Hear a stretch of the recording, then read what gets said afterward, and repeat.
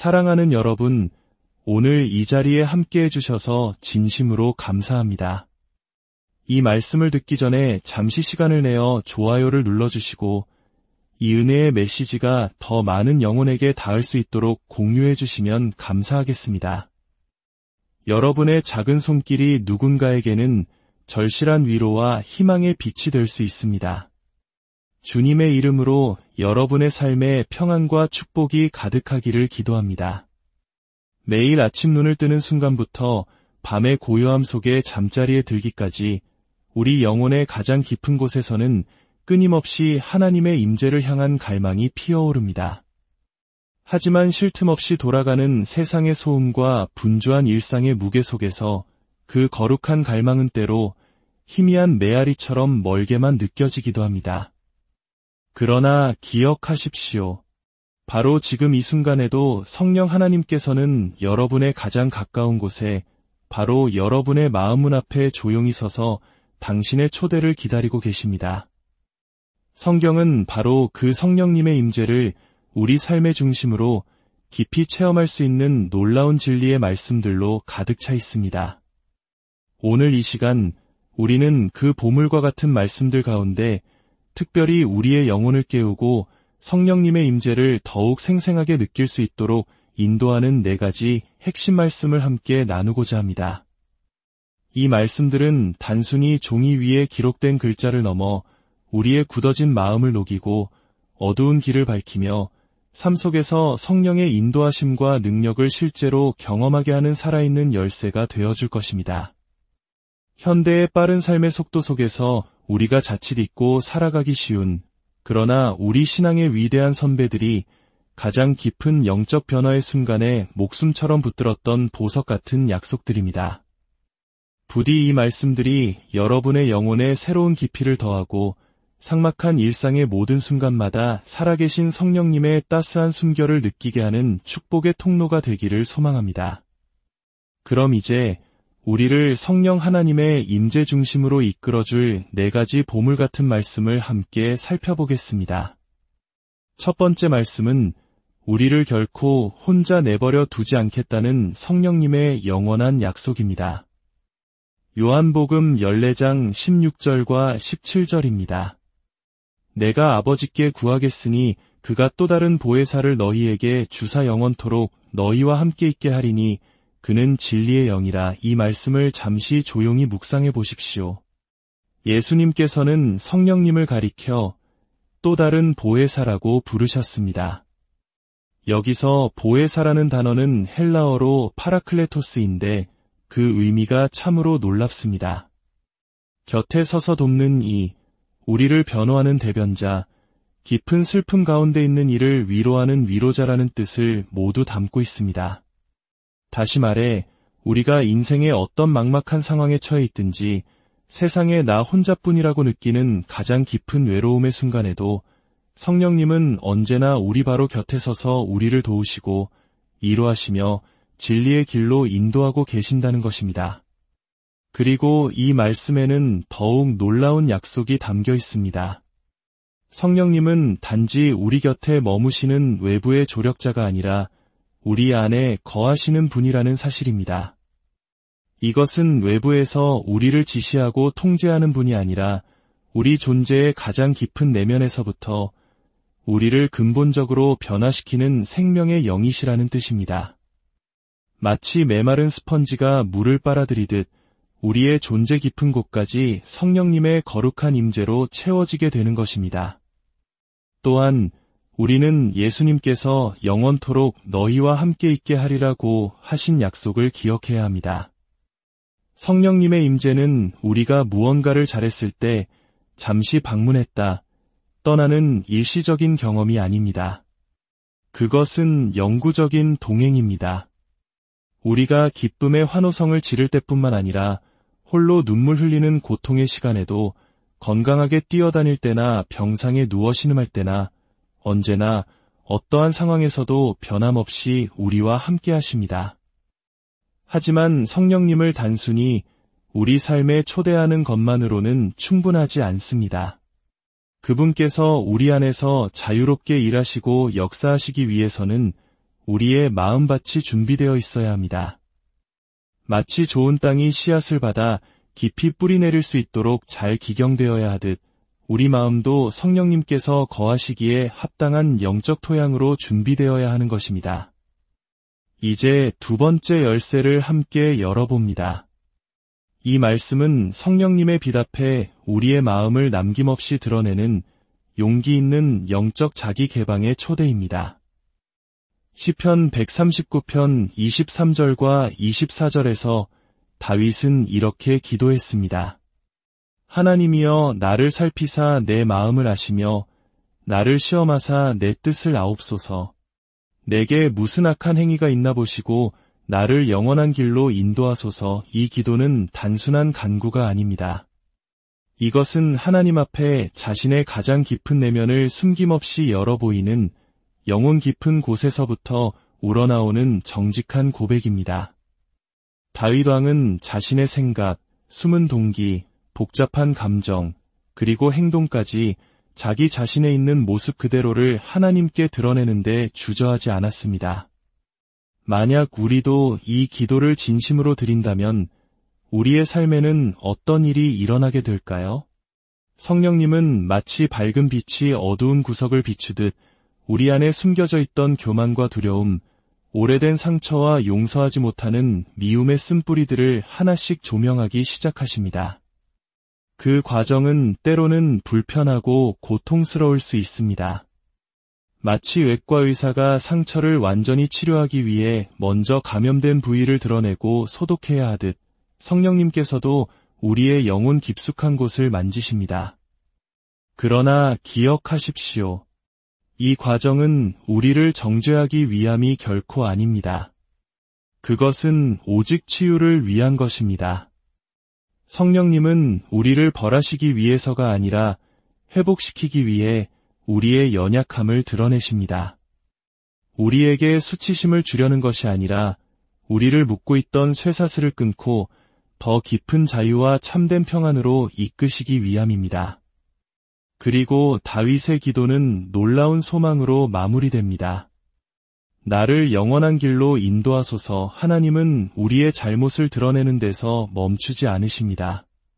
그분은 우리를 참된 길, 이의 길, 그리고 영원한 생명의 길로 친히 이끄십니다. 이 말씀이 주는 은혜는 분명합니다. 우리가 정직한 마음으로 하나님 앞에 설 때 성령님은 우리를 깊이 변화시키십니다. 그리고 그 변화는 단순히 겉으로 드러나는 행동 몇 가지를 고치는 수준이 아니라 우리 존재의 본질 자체를 새롭게 빚어가시는 놀라운 역사입니다. 이제 세 번째 열쇠를 열어볼까요? 이 말씀은 우리 안에 완전히 새로운 생명을 불어넣는 창조적인 능력의 약속입니다. 에스겔 36장 26절과 27절에서 하나님은 이렇게 말씀하십니다. 또 새 영을 너희 속에 두고 새 마음을 너희에게 주되 너희 육신에서 굳은 마음을 제거하고 부드러운 마음을 줄 것이며 또 내 영을 너희 속에 두어 너희로 내 율례를 행하게 하리니 이것은 단순한 위로나 조언이 아닙니다.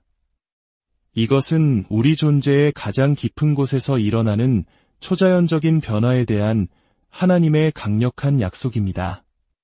하나님께서는 우리 안에 당신의 영, 즉 성령을 두시고 돌처럼 차갑고 딱딱하게 굳어진 마음을 제거하시며 그 자리에 하나님의 사랑과 말씀에 민감하게 반응하는 부드럽고 살아있는 마음을 심어주신다고 약속하십니다.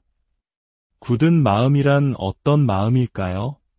그것은 하나님의 음성에는 무뎌지고 자기 중심적인 생각으로 가득 차 있으며 세상의 성공과 가치관에 길들여진 마음입니다. 반면에 부드러운 마음은 하나님의 말씀 한 구절에 눈물 흘릴 줄 알고 이웃의 아픔에 공감하며 하나님을 향한 순수한 사랑과 기쁨의 순종으로 채워진 마음입니다. 이러한 변화는 인간의 의지나 노력만으로는 결코 이룰 수 없습니다. 오직 성령님의 역사, 하나님의 전능하신 능력으로만 가능한 일입니다. 성령님은 우리 안에 들어오셔서 우리의 이기적인 욕망을 바꾸시고 삶의 우선순위를 새롭게 정렬하시며 우리의 가치관 전체를 하나님 나라의 가치관으로 변화시키십니다. 한때는 세상의 성공과 사람들의 인정, 물질적인 풍요가 삶의 전부였지만 이제는 하나님의 나라와 그분의 의를 가장 먼저 갈망하게 되는 것입니다. 우리는 점점 세상적인 것들에 대한 집착에서 벗어나 하나님의 뜻과 마음을 품는 사람으로 거듭나게 됩니다. 또한 하나님은 너희로 내 율례를 행하게 하리니라고 말씀하십니다. 이것은 단순히 마음만 변화시키는 것이 아니라 실제 삶 속에서 하나님의 뜻을 살아낼 수 있는 능력까지 주시겠다는 약속입니다. 이전에는 머리로는 알면서도 도저히 행할 수 없었던 사랑과 용서, 거룩함의 삶을 이제는 내주하시는 성령님의 도우심으로 실제로 살아낼 수 있게 되는 것입니다. 이러한 내면의 변화는 결코 우리 개인에게만 머물지 않습니다. 우리의 관계, 직장에서의 태도, 사용하는 말투, 생각하는 습관 등 삶의 모든 영역이 조금씩 변화되기 시작합니다. 그리고 그 거룩한 변화는 우리 주변 사람들에게 선한 영향력을 미치며 우리의 삶 자체가 어둠 속을 걷는 이들에게 희망을 비추는 등불이 됩니다. 이것이 바로 우리를 새롭게 하시고 순종케 하시며 세상 가운데 빛으로 살아가게 하시는 성령의 능력입니다. 이제 마지막 네 번째 진리를 함께 살펴보겠습니다. 이것은 우리가 세상을 밝히는 존재로 부름받았다는 놀라운 정체성의 선언입니다. 마태복음 5장 14절에서 16절입니다. 너희는 세상의 빛이라. 산 위에 있는 동네가 숨겨지지 못할 것이요 사람이 등불을 켜서 말 아래에 두지 아니하고 등경 위에 두나니 이러므로 집안 모든 사람에게 비치느니라. 이같이 너희 빛이 사람 앞에 비치게 하여 그들로 너희 착한 행실을 보고 하늘에 계신 너희 아버지께 영광을 돌리게 하라. 예수님께서는 우리를 향해 단순히 빛과 같은 존재가 아니라 바로 세상의 빛이라고 선포하십니다. 이것은 단순한 비유가 아니라 성령님께서 우리 안에 거하실 때 실제로 일어나는 영적 현실입니다. 우리가 비추는 빛은 우리 자신의 의로움이나 선함에서 나오는 것이 아니라 오직 우리 안에 계신 성령 하나님의 빛입니다. 빛은 중요한 특징을 가집니다. 첫째, 빛은 어둠을 몰아냅니다. 둘째, 빛은 가야 할 길을 밝히며 방향을 제시합니다. 셋째, 빛은 생명과 성장을 가능하게 합니다. 마찬가지로 성령님께서 우리 안에 거하실 때 우리의 삶은 절망과 거짓이라는 다른 사람들의 어둠을 밝히고 그들이 나아가야 할 진리의 길을 보여주며 영적 생명을 일깨우는 축복의 통로가 됩니다. 예수님께서는 산 위에 있는 동네가 숨겨지지 못할 것이요 라고 말씀하십니다. 이것은 성령으로 충만한 삶은 결코 숨길 수 없다는 뜻입니다. 우리가 억지로 신앙을 과시하거나 드러내려 하지 않아도 성령님의 임재는 우리의 말과 태도, 행동과 관계 속에서 자연스럽게 흘러나와 주변 사람들에게 느껴지게 됩니다. 가장 중요한 것은 이 빛의 목적입니다. 너희 착한 행실을 보고 하늘에 계신 너희 아버지께 영광을 돌리게 하라. 우리의 빛은 자기 자신을 과시하거나 사람들로부터 인정을 받기 위한 것이 아닙니다. 그 빛의 궁극적인 목적은 사람들로 하여금 우리의 삶을 통해 하나님의 살아계심과 그분의 사랑, 은혜와 진리를 보게 하고 결국 모든 영광을 하나님 아버지께 돌리게 하는 것입니다. 자, 이제 이 네 가지 말씀을 통해 우리가 걷는 영적 여정이 얼마나 아름다운 흐름을 이루는지 보십시오. 첫째, 우리는 성령님을 우리 삶의 주인으로 초대합니다. 둘째, 우리는 성령님의 빛 앞에서 우리 마음의 상태를 정직하게 드러냅니다. 셋째, 성령님을 통해 우리 내면의 가장 깊은 곳에서부터 근본적인 변화가 일어납니다.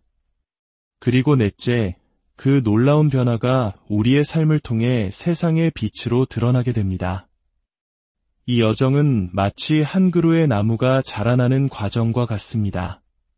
성령님을 초대하는 것은 씨앗을 심는 것이고 마음을 정직하게 드러내는 것은 그 씨앗이 깊이 뿌리를 내리는 과정입니다. 내면의 변화는 줄기와 가지가 힘차게 자라나는 모습이며 세상에 빛이 되는 것은 마침내 아름다운 열매를 맺는 순간입니다. 하나님께서는 바로 지금 우리 각자의 삶 가운데 이 아름다운 여정을 이루어 가고 계십니다. 오늘 하루 이렇게 살아보는 것은 어떨까요? 아침에 눈을 뜰 때 요한복음의 말씀을 기억하십시오. 그가 또 다른 보혜사를 너희에게 주사 영원토록 너희와 함께 있게 하리니 이 약속의 말씀을 마음에 품고 성령님을 오늘 하루의 시작에 거룩한 주인으로 초대하십시오. 하루 중간 분주함 속에서 잠시 멈추어 시편의 기도를 되새겨 보십시오. 하나님이여 나를 살피사 내 마음을 아소서. 성령님의 빛 아래 우리의 생각과 감정을 정직하게 비추어 보는 시간을 가지십시오. 오후에는 에스겔서의 약속을 묵상해 보십시오. 내가 너희에게 새 마음을 주고 새 영을 너희 속에 두리라. 성령께서 우리의 굳어진 마음을 부드럽게 하시고 하나님의 뜻에 민감하게 반응하는 새로운 마음을 창조하고 계심을 믿으십시오. 그리고 밤이 되어 하루를 마무리할 때 마태복음의 말씀을 떠올려 보십시오. 너희 빛이 사람 앞에 비치게 하라. 하루 동안 나의 말과 행동 속에서 하나님의 빛이 어떻게 비춰졌는지 돌아보며 나를 통해 일하신 성령님께 감사드리십시오. 이 네 가지 말씀을 하루의 리듬 속에 품을 때 우리는 하나님의 임재를 이전보다 훨씬 더 강력하고 생생하게 체험하게 될 것입니다. 성령님은 우리를 도우시고 변화시키시며 세상의 빛으로 사용하기를 원하십니다. 이제 믿음의 고백으로 함께 기도하기를 원합니다. 댓글에 이렇게 여러분의 믿음을 선언해 주십시오. 성령님, 제 삶에 임하셔서 다스려 주옵소서. 이 고백은 여러분이 믿음으로 드리는 강력한 기도이자 선언이 될 것입니다. 하나님 아버지, 이 말씀을 듣는 모든 사랑하는 자녀들 위해 성령의 충만한 은혜를 부어주시옵소서. 보혜사 성령께서 날마다 동행하시며 위로와 힘을 주시고 정결한 마음과 새로운 영으로 빚어주시며 세상 속에서 그리스도의 빛을 비추는 복된 인생이 되게 하여 주시옵소서. 예수 그리스도의 이름으로 간절히 기도드립니다. 사랑하는 여러분, 오늘 이 자리에 함께 해주셔서 진심으로 감사합니다. 이 말씀을 듣기 전에 잠시 시간을 내어 좋아요를 눌러주시고 이 은혜의 메시지가 더 많은 영혼에게 닿을 수 있도록 공유해 주시면 감사하겠습니다. 여러분의 작은 손길이 누군가에게는 절실한 위로와 희망의 빛이 될 수 있습니다. 주님의 이름으로 여러분의 삶에 평안과 축복이 가득하기를 기도합니다. 매일 아침 눈을 뜨는 순간부터 밤의 고요함 속에 잠자리에 들기까지 우리 영혼의 가장 깊은 곳에서는 끊임없이 하나님의 임재를 향한 갈망이 피어오릅니다. 하지만 쉴 틈 없이 돌아가는 세상의 소음과 분주한 일상의 무게 속에서 그 거룩한 갈망은 때로 희미한 메아리처럼 멀게만 느껴지기도 합니다. 그러나 기억하십시오. 바로 지금 이 순간에도 성령 하나님께서는 여러분의 가장 가까운 곳에 바로 여러분의 마음문 앞에 조용히 서서 당신의 초대를 기다리고 계십니다. 성경은 바로 그 성령님의 임재를 우리 삶의 중심으로 깊이 체험할 수 있는 놀라운 진리의 말씀들로 가득 차 있습니다. 오늘 이 시간 우리는 그 보물과 같은 말씀들 가운데 특별히 우리의 영혼을 깨우고 성령님의 임재를 더욱 생생하게 느낄 수 있도록 인도하는 네 가지 핵심 말씀을 함께 나누고자 합니다. 이 말씀들은 단순히 종이 위에 기록된 글자를 넘어 우리의 굳어진 마음을 녹이고 어두운 길을 밝히며 삶 속에서 성령의 인도하심과 능력을 실제로 경험하게 하는 살아있는 열쇠가 되어줄 것입니다. 현대의 빠른 삶의 속도 속에서 우리가 자칫 잊고 살아가기 쉬운, 그러나 우리 신앙의 위대한 선배들이 가장 깊은 영적 변화의 순간에 목숨처럼 붙들었던 보석 같은 약속들입니다. 부디 이 말씀들이 여러분의 영혼에 새로운 깊이를 더하고 삭막한 일상의 모든 순간마다 살아계신 성령님의 따스한 숨결을 느끼게 하는 축복의 통로가 되기를 소망합니다. 그럼 이제 우리를 성령 하나님의 임재 중심으로 이끌어줄 4가지 보물 같은 말씀을 함께 살펴보겠습니다. 첫 번째 말씀은 우리를 결코 혼자 내버려 두지 않겠다는 성령님의 영원한 약속입니다. 요한복음 14장 16절과 17절입니다. 내가 아버지께 구하겠으니 그가 또 다른 보혜사를 너희에게 주사 영원토록 너희와 함께 있게 하리니 그는 진리의 영이라. 이 말씀을 잠시 조용히 묵상해 보십시오. 예수님께서는 성령님을 가리켜 또 다른 보혜사라고 부르셨습니다. 여기서 보혜사라는 단어는 헬라어로 파라클레토스인데 그 의미가 참으로 놀랍습니다. 곁에 서서 돕는 이, 우리를 변호하는 대변자, 깊은 슬픔 가운데 있는 이를 위로하는 위로자라는 뜻을 모두 담고 있습니다.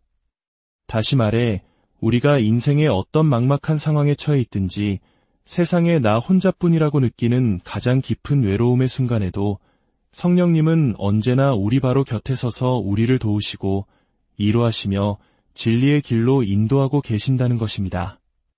그리고 이 말씀에는 더욱 놀라운 약속이 담겨 있습니다. 성령님은 단지 우리 곁에 머무시는 외부의 조력자가 아니라 우리 안에 거하시는 분이라는 사실입니다. 이것은 외부에서 우리를 지시하고 통제하는 분이 아니라 우리 존재의 가장 깊은 내면에서부터 우리를 근본적으로 변화시키는 생명의 영이시라는 뜻입니다. 마치 메마른 스펀지가 물을 빨아들이듯 우리의 존재 깊은 곳까지 성령님의 거룩한 임재로 채워지게 되는 것입니다. 또한 우리는 예수님께서 영원토록 너희와 함께 있게 하리라고 하신 약속을 기억해야 합니다. 성령님의 임재는 우리가 무언가를 잘했을 때 잠시 방문했다, 떠나는 일시적인 경험이 아닙니다. 그것은 영구적인 동행입니다. 우리가 기쁨의 환호성을 지를 때뿐만 아니라 홀로 눈물 흘리는 고통의 시간에도 건강하게 뛰어다닐 때나 병상에 누워 신음할 때나 언제나 어떠한 상황에서도 변함없이 우리와 함께 하십니다. 하지만 성령님을 단순히 우리 삶에 초대하는 것만으로는 충분하지 않습니다. 그분께서 우리 안에서 자유롭게 일하시고 역사하시기 위해서는 우리의 마음밭이 준비되어 있어야 합니다. 마치 좋은 땅이 씨앗을 받아 깊이 뿌리 내릴 수 있도록 잘 기경되어야 하듯 우리 마음도 성령님께서 거하시기에 합당한 영적 토양으로 준비되어야 하는 것입니다. 이제 두 번째 열쇠를 함께 열어봅니다. 이 말씀은 성령님의 비답에 우리의 마음을 남김없이 드러내는 용기 있는 영적 자기 개방의 초대입니다. 시편 139편 23절과 24절에서 다윗은 이렇게 기도했습니다. 하나님이여 나를 살피사 내 마음을 아시며 나를 시험하사 내 뜻을 아옵소서. 내게 무슨 악한 행위가 있나 보시고 나를 영원한 길로 인도하소서. 이 기도는 단순한 간구가 아닙니다. 이것은 하나님 앞에 자신의 가장 깊은 내면을 숨김없이 열어 보이는 영혼 깊은 곳에서부터 우러나오는 정직한 고백입니다. 다윗 왕은 자신의 생각, 숨은 동기, 복잡한 감정, 그리고 행동까지 자기 자신에 있는 모습 그대로를 하나님께 드러내는데 주저하지 않았습니다. 만약 우리도 이 기도를 진심으로 드린다면 우리의 삶에는 어떤 일이 일어나게 될까요? 성령님은 마치 밝은 빛이 어두운 구석을 비추듯 우리 안에 숨겨져 있던 교만과 두려움, 오래된 상처와 용서하지 못하는 미움의 쓴뿌리들을 하나씩 조명하기 시작하십니다. 그 과정은 때로는 불편하고 고통스러울 수 있습니다.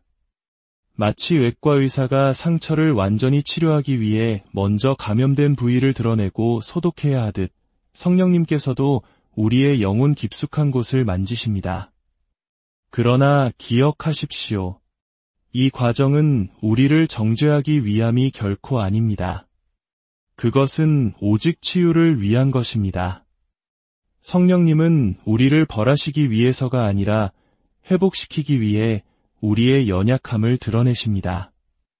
우리에게 수치심을 주려는 것이 아니라 우리를 묶고 있던 쇠사슬을 끊고 더 깊은 자유와 참된 평안으로 이끄시기 위함입니다.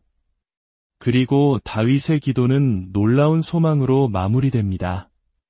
나를 영원한 길로 인도하소서. 하나님은 우리의 잘못을 드러내는 데서 멈추지 않으십니다. 그분은 우리를 참된 길, 이의 길, 그리고 영원한 생명의 길로 친히 이끄십니다. 이 말씀이 주는 은혜는 분명합니다. 우리가 정직한 마음으로 하나님 앞에 설 때 성령님은 우리를 깊이 변화시키십니다. 그리고 그 변화는 단순히 겉으로 드러나는 행동 몇 가지를 고치는 수준이 아니라 우리 존재의 본질 자체를 새롭게 빚어가시는 놀라운 역사입니다. 이제 세 번째 열쇠를 열어볼까요? 이 말씀은 우리 안에 완전히 새로운 생명을 불어넣는 창조적인 능력의 약속입니다. 에스겔 36장 26절과 27절에서 하나님은 이렇게 말씀하십니다. 또 새 영을 너희 속에 두고 새 마음을 너희에게 주되 너희 육신에서 굳은 마음을 제거하고 부드러운 마음을 줄 것이며 또 내 영을 너희 속에 두어 너희로 내 율례를 행하게 하리니 이것은 단순한 위로나 조언이 아닙니다. 이것은 우리 존재의 가장 깊은 곳에서 일어나는 초자연적인 변화에 대한 하나님의 강력한 약속입니다.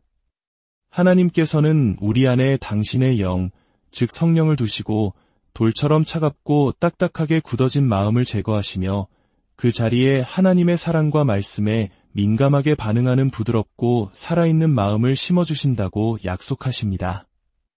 굳은 마음이란 어떤 마음일까요?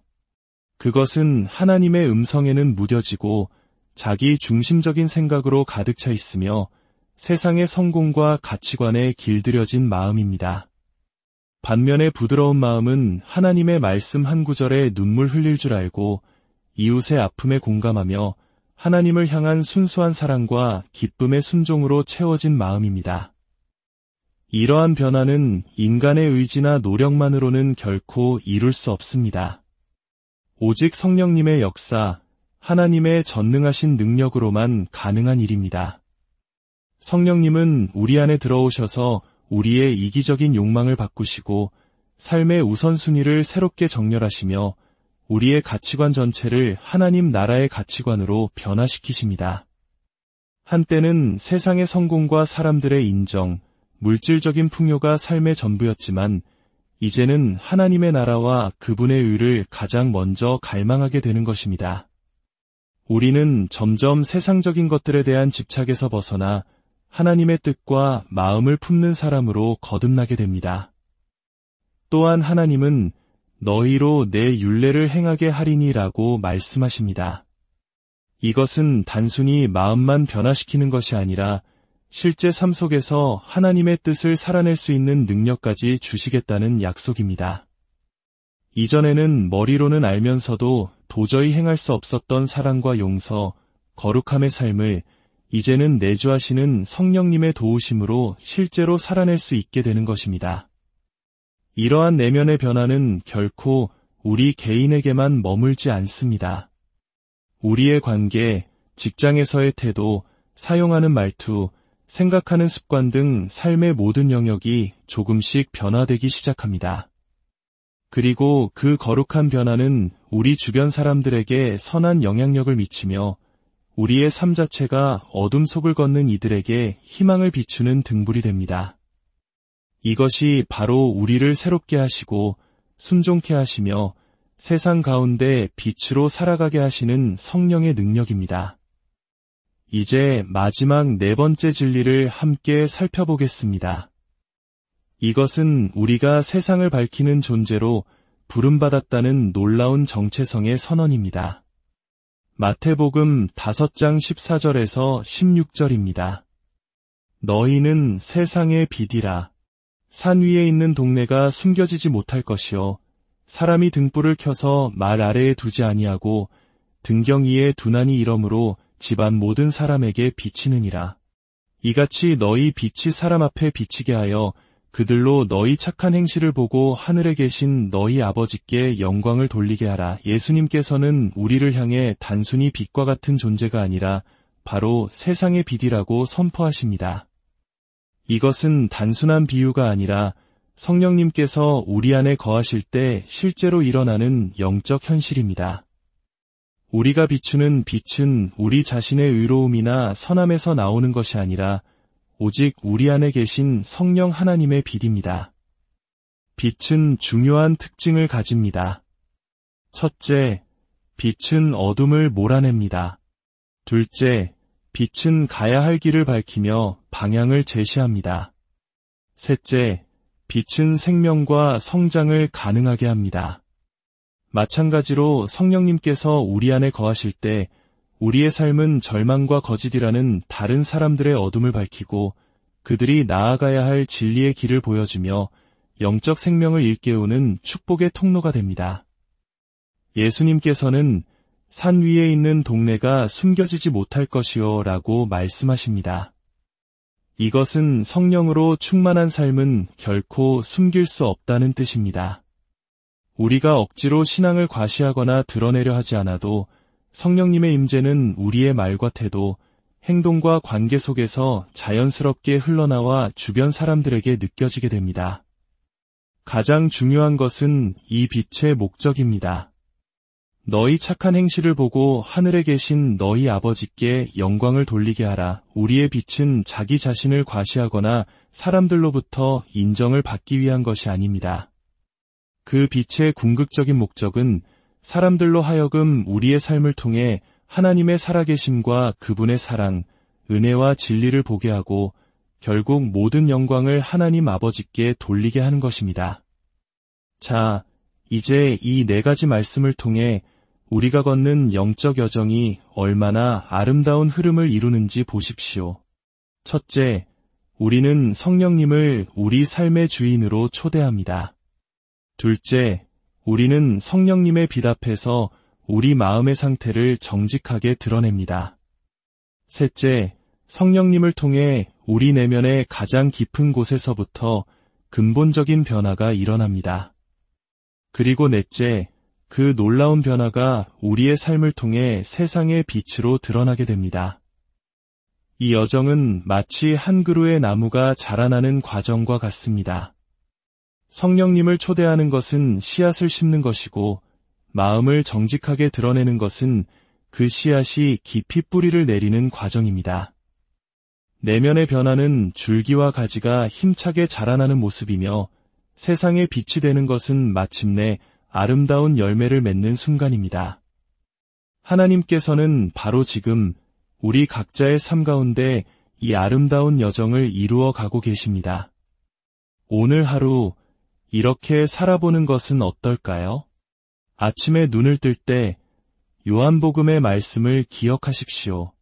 그가 또 다른 보혜사를 너희에게 주사 영원토록 너희와 함께 있게 하리니 이 약속의 말씀을 마음에 품고 성령님을 오늘 하루의 시작에 거룩한 주인으로 초대하십시오.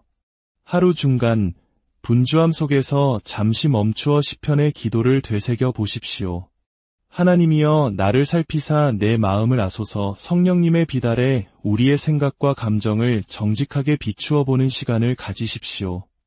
오후에는 에스겔서의 약속을 묵상해 보십시오.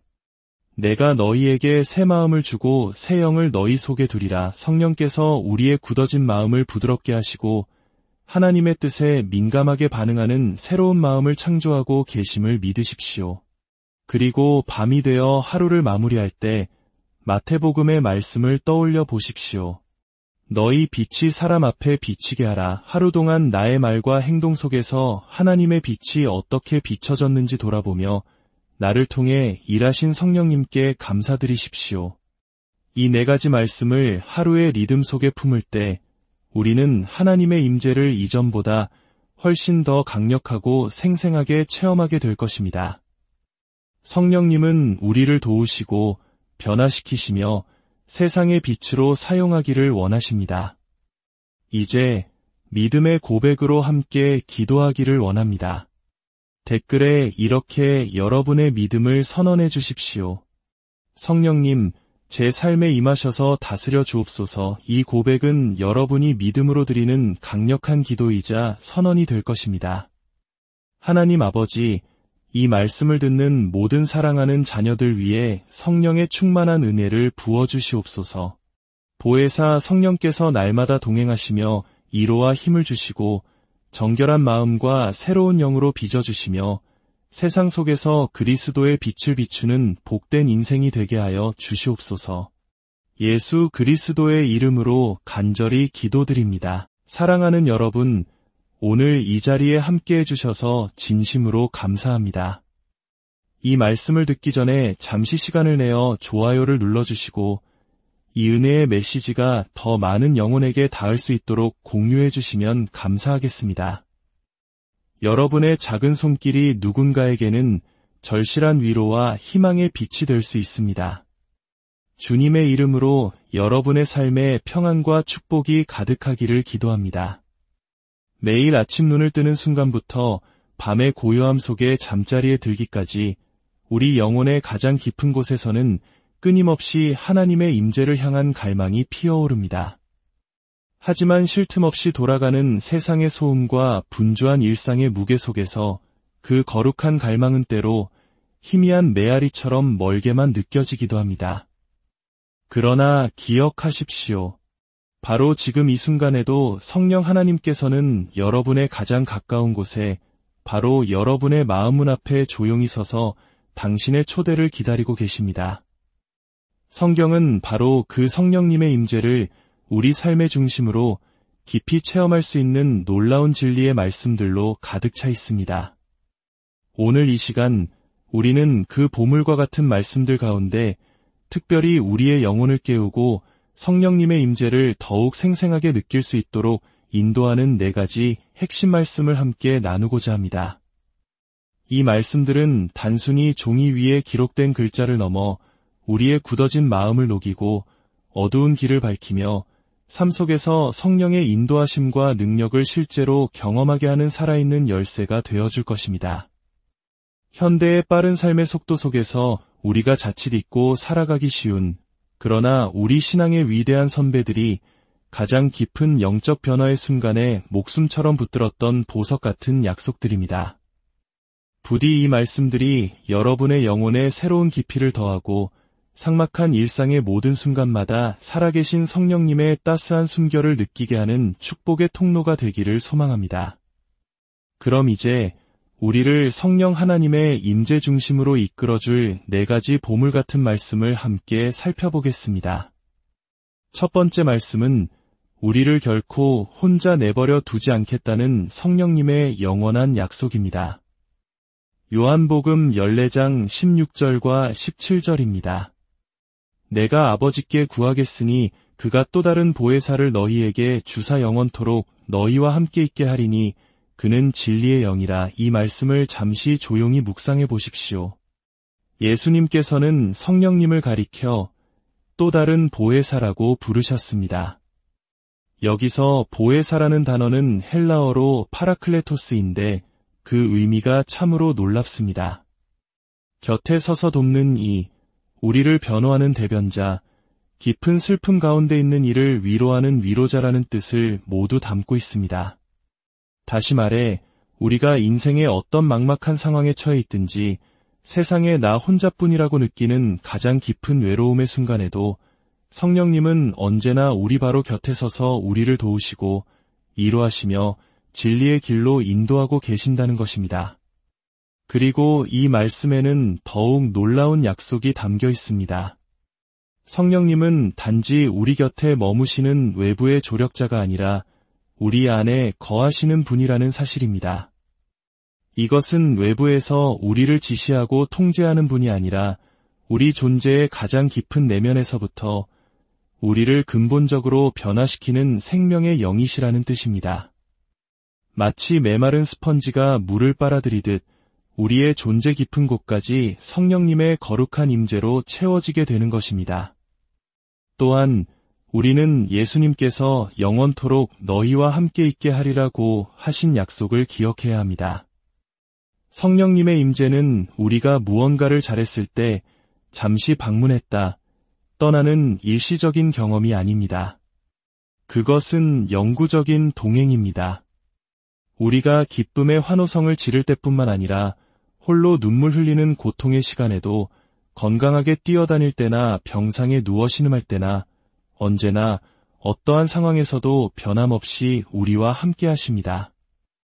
하지만 성령님을 단순히 우리 삶에 초대하는 것만으로는 충분하지 않습니다.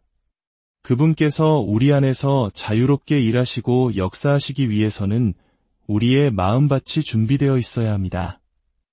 마치 좋은 땅이 씨앗을 받아 깊이 뿌리내릴 수 있도록 잘 기경되어야 하듯, 우리 마음도 성령님께서 거하시기에 합당한 영적 토양으로 준비되어야 하는 것입니다. 이제 두 번째 열쇠를 함께 열어봅니다. 이 말씀은 성령님의 비답에 우리의 마음을 남김없이 드러내는 용기 있는 영적 자기 개방의 초대입니다. 시편 139편 23절과 24절에서 다윗은 이렇게 기도했습니다. 하나님이여 나를 살피사 내 마음을 아시며 나를 시험하사 내 뜻을 아옵소서. 내게 무슨 악한 행위가 있나 보시고 나를 영원한 길로 인도하소서. 이 기도는 단순한 간구가 아닙니다. 이것은 하나님 앞에 자신의 가장 깊은 내면을 숨김없이 열어 보이는 영혼 깊은 곳에서부터 우러나오는 정직한 고백입니다. 다윗 왕은 자신의 생각, 숨은 동기, 복잡한 감정, 그리고 행동까지 자기 자신에 있는 모습 그대로를 하나님께 드러내는데 주저하지 않았습니다. 만약 우리도 이 기도를 진심으로 드린다면 우리의 삶에는 어떤 일이 일어나게 될까요? 성령님은 마치 밝은 빛이 어두운 구석을 비추듯 우리 안에 숨겨져 있던 교만과 두려움, 오래된 상처와 용서하지 못하는 미움의 쓴뿌리들을 하나씩 조명하기 시작하십니다. 그 과정은 때로는 불편하고 고통스러울 수 있습니다. 마치 외과 의사가 상처를 완전히 치료하기 위해 먼저 감염된 부위를 드러내고 소독해야 하듯, 성령님께서도 우리의 영혼 깊숙한 곳을 만지십니다. 그러나 기억하십시오. 이 과정은 우리를 정죄하기 위함이 결코 아닙니다. 그것은 오직 치유를 위한 것입니다. 성령님은 우리를 벌하시기 위해서가 아니라 회복시키기 위해 우리의 연약함을 드러내십니다. 우리에게 수치심을 주려는 것이 아니라 우리를 묶고 있던 쇠사슬을 끊고 더 깊은 자유와 참된 평안으로 이끄시기 위함입니다. 그리고 다윗의 기도는 놀라운 소망으로 마무리됩니다.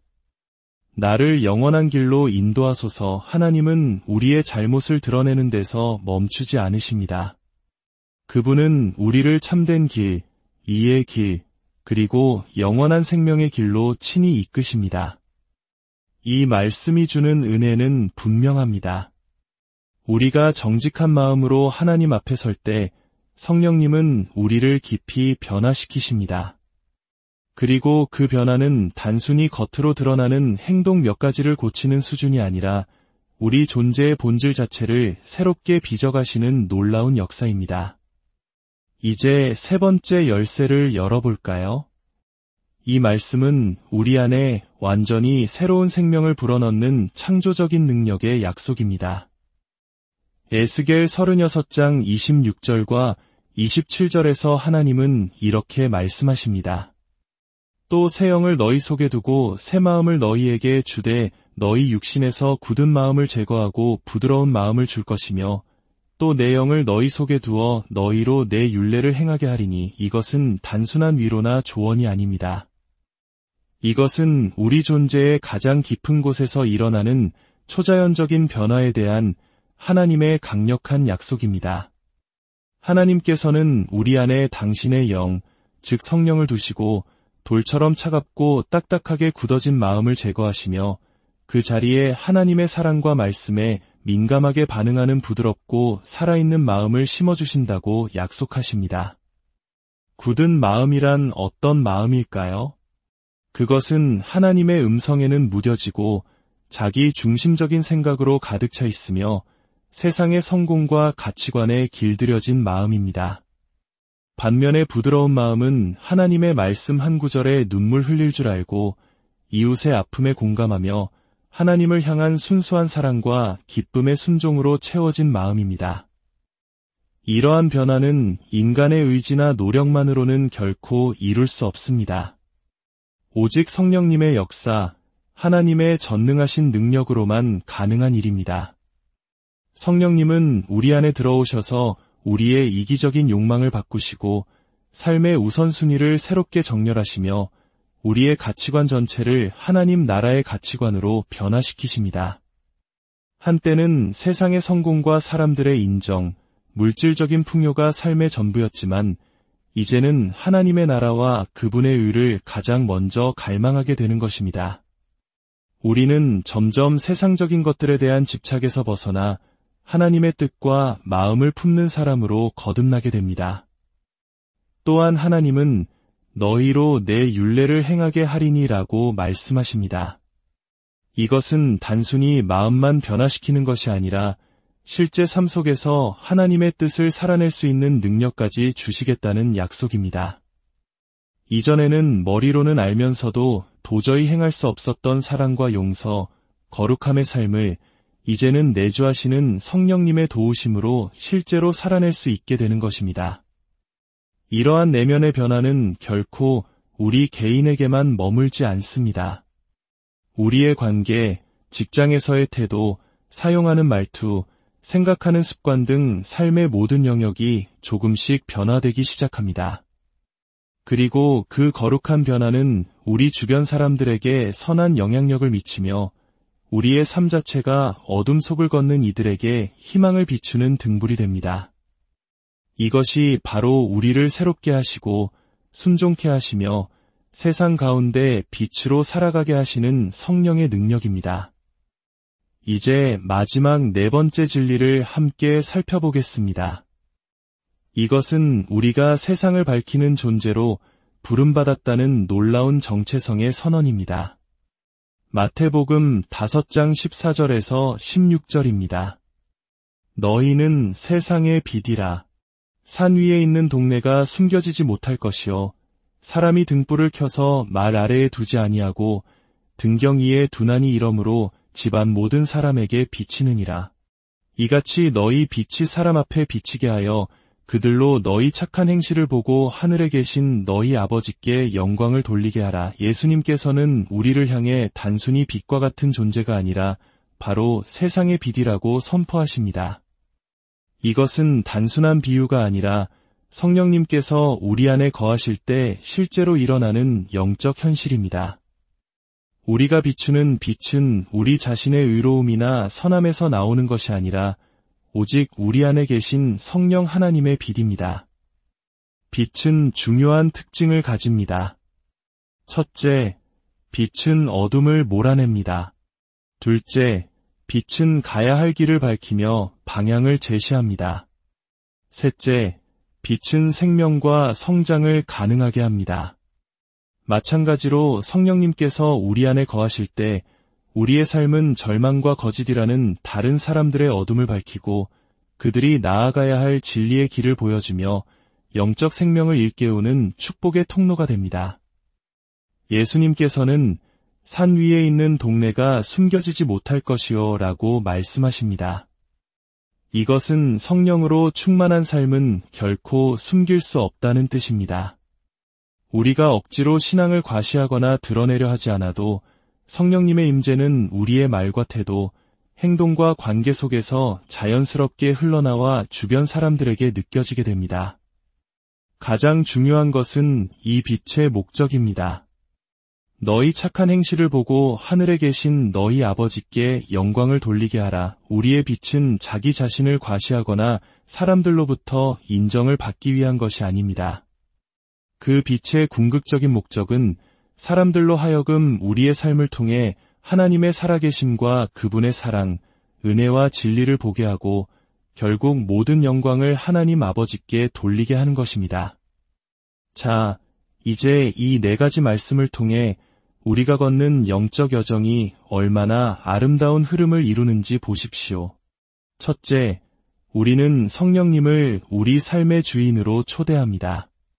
둘째, 우리는 성령님의 빛 앞에서 우리 마음의 상태를 정직하게 드러냅니다.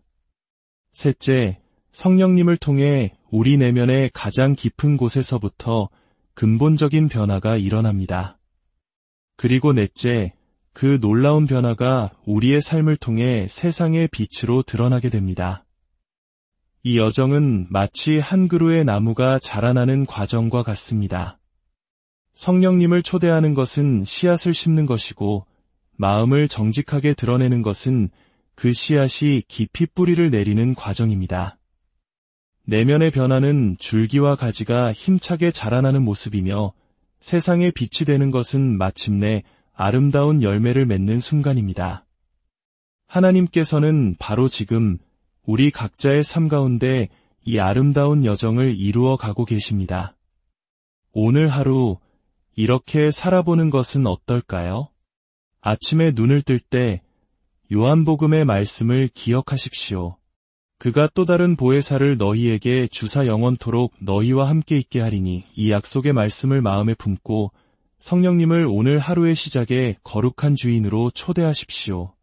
하루 중간 분주함 속에서 잠시 멈추어 시편의 기도를 되새겨 보십시오. 하나님이여, 나를 살피사 내 마음을 아소서. 성령님의 빛 아래 우리의 생각과 감정을 정직하게 비추어 보는 시간을 가지십시오. 오후에는 에스겔서의 약속을 묵상해 보십시오. 내가 너희에게 새 마음을 주고 새 영을 너희 속에 두리라. 성령께서 우리의 굳어진 마음을 부드럽게 하시고 하나님의 뜻에 민감하게 반응하는 새로운 마음을 창조하고 계심을 믿으십시오. 그리고 밤이 되어 하루를 마무리할 때 마태복음의 말씀을 떠올려 보십시오. 너희 빛이 사람 앞에 비치게 하라. 하루 동안 나의 말과 행동 속에서 하나님의 빛이 어떻게 비춰졌는지 돌아보며 나를 통해 일하신 성령님께 감사드리십시오. 이 네 가지 말씀을 하루의 리듬 속에 품을 때 우리는 하나님의 임재를 이전보다 훨씬 더 강력하고 생생하게 체험하게 될 것입니다. 성령님은 우리를 도우시고 변화시키시며 세상의 빛으로 사용하기를 원하십니다. 이제 믿음의 고백으로 함께 기도하기를 원합니다. 댓글에 이렇게 여러분의 믿음을 선언해 주십시오. 성령님, 제 삶에 임하셔서 다스려 주옵소서. 이 고백은 여러분이 믿음으로 드리는 강력한 기도이자 선언이 될 것입니다. 하나님 아버지, 이 말씀을 듣는 모든 사랑하는 자녀들 위해 성령의 충만한 은혜를 부어주시옵소서. 보혜사 성령께서 날마다 동행하시며 위로와 힘을 주시고 정결한 마음과 새로운 영으로 빚어주시며 세상 속에서 그리스도의 빛을 비추는 복된 인생이 되게 하여 주시옵소서. 예수 그리스도의 이름으로 간절히 기도드립니다. 사랑하는 여러분, 오늘 이 자리에 함께 해주셔서 진심으로 감사합니다. 이 말씀을 듣기 전에 잠시 시간을 내어 좋아요를 눌러주시고 이 은혜의 메시지가 더 많은 영혼에게 닿을 수 있도록 공유해 주시면 감사하겠습니다. 여러분의 작은 손길이 누군가에게는 절실한 위로와 희망의 빛이 될 수 있습니다. 주님의 이름으로 여러분의 삶에 평안과 축복이 가득하기를 기도합니다.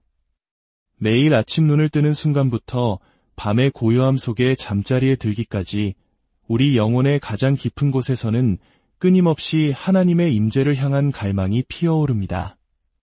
하지만 쉴 틈 없이 돌아가는 세상의 소음과 분주한 일상의 무게 속에서 그 거룩한 갈망은 때로 희미한 메아리처럼 멀게만 느껴지기도 합니다. 그러나 기억하십시오. 바로 지금 이 순간에도 성령 하나님께서는 여러분의 가장 가까운 곳에 바로 여러분의 마음문 앞에 조용히 서서 당신의 초대를 기다리고 계십니다. 성경은 바로 그 성령님의 임재를 우리 삶의 중심으로 깊이 체험할 수 있는 놀라운 진리의 말씀들로 가득 차 있습니다. 오늘 이 시간 우리는 그 보물과 같은 말씀들 가운데 특별히 우리의 영혼을 깨우고 성령님의 임재를 더욱 생생하게 느낄 수 있도록 인도하는 4가지 핵심 말씀을 함께 나누고자 합니다. 이 말씀들은 단순히 종이 위에 기록된 글자를 넘어 우리의 굳어진 마음을 녹이고 어두운 길을 밝히며 삶 속에서 성령의 인도하심과 능력을 실제로 경험하게 하는 살아있는 열쇠가 되어줄 것입니다. 현대의 빠른 삶의 속도 속에서 우리가 자칫 잊고 살아가기 쉬운, 그러나 우리 신앙의 위대한 선배들이 가장 깊은 영적 변화의 순간에 목숨처럼 붙들었던 보석 같은 약속들입니다. 부디 이 말씀들이 여러분의 영혼에 새로운 깊이를 더하고 삭막한 일상의 모든 순간마다 살아계신 성령님의 따스한 숨결을 느끼게 하는 축복의 통로가 되기를 소망합니다. 그럼 이제 우리를 성령 하나님의 임재 중심으로 이끌어줄 4가지 보물 같은 말씀을 함께 살펴보겠습니다. 첫 번째 말씀은 우리를 결코 혼자 내버려 두지 않겠다는 성령님의 영원한 약속입니다. 요한복음 14장 16절과 17절입니다. 내가 아버지께 구하겠으니 그가 또 다른 보혜사를 너희에게 주사 영원토록 너희와 함께 있게 하리니 그는 진리의 영이라. 이 말씀을 잠시 조용히 묵상해 보십시오. 예수님께서는 성령님을 가리켜 또 다른 보혜사라고 부르셨습니다. 여기서 보혜사라는 단어는 헬라어로 파라클레토스인데 그 의미가 참으로 놀랍습니다. 곁에 서서 돕는 이, 우리를 변호하는 대변자, 깊은 슬픔 가운데 있는 이를 위로하는 위로자라는 뜻을 모두 담고 있습니다. 다시 말해 우리가 인생의 어떤 막막한 상황에 처해 있든지 세상에 나 혼자뿐이라고 느끼는 가장 깊은 외로움의 순간에도 성령님은 언제나 우리 바로 곁에 서서 우리를 도우시고 위로하시며 진리의 길로 인도하고 계신다는 것입니다. 그리고 이 말씀에는 더욱 놀라운 약속이 담겨 있습니다.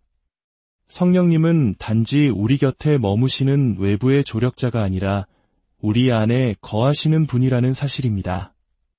이것은 외부에서 우리를 지시하고 통제하는 분이 아니라 우리 존재의 가장 깊은 내면에서부터 우리를 근본적으로 변화시키는 생명의 영이시라는 뜻입니다. 마치 메마른 스펀지가 물을 빨아들이듯 우리의 존재 깊은 곳까지 성령님의 거룩한 임재로 채워지게 되는 것입니다. 또한 우리는 예수님께서 영원토록 너희와 함께 있게 하리라고 하신 약속을 기억해야 합니다. 성령님의 임재는 우리가 무언가를 잘했을 때 잠시 방문했다, 떠나는 일시적인 경험이 아닙니다. 그것은 영구적인 동행입니다. 우리가 기쁨의 환호성을 지를 때뿐만 아니라 홀로 눈물 흘리는 고통의 시간에도 건강하게 뛰어다닐 때나 병상에 누워 신음할 때나 언제나 어떠한 상황에서도 변함없이 우리와 함께 하십니다. 하지만 성령님을 단순히 우리 삶에 초대하는 것만으로는 충분하지 않습니다.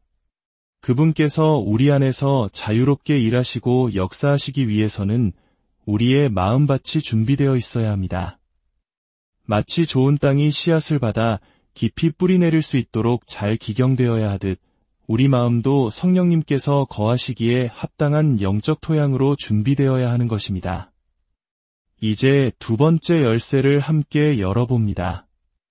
이 말씀은 성령님의 빛 앞에 우리의 마음을 남김없이 드러내는 용기 있는 영적 자기 개방의 초대입니다.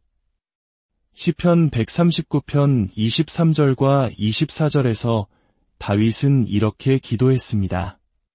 하나님이여 나를 살피사 내 마음을 아시며 나를 시험하사 내 뜻을 아옵소서.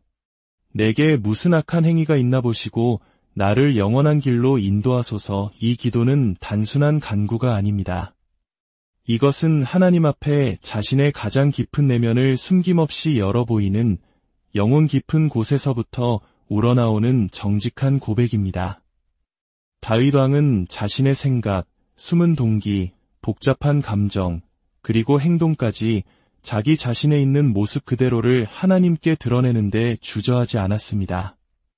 만약 우리도 이 기도를 진심으로 드린다면 우리의 삶에는 어떤 일이 일어나게 될까요? 성령님은 마치 밝은 빛이 어두운 구석을 비추듯 우리 안에 숨겨져 있던 교만과 두려움, 오래된 상처와 용서하지 못하는 미움의 쓴뿌리들을 하나씩 조명하기 시작하십니다. 그 과정은 때로는 불편하고 고통스러울 수 있습니다. 마치 외과 의사가 상처를 완전히 치료하기 위해 먼저 감염된 부위를 드러내고 소독해야 하듯 성령님께서도 우리의 영혼 깊숙한 곳을 만지십니다. 그러나 기억하십시오. 이 과정은 우리를 정죄하기 위함이 결코 아닙니다. 그것은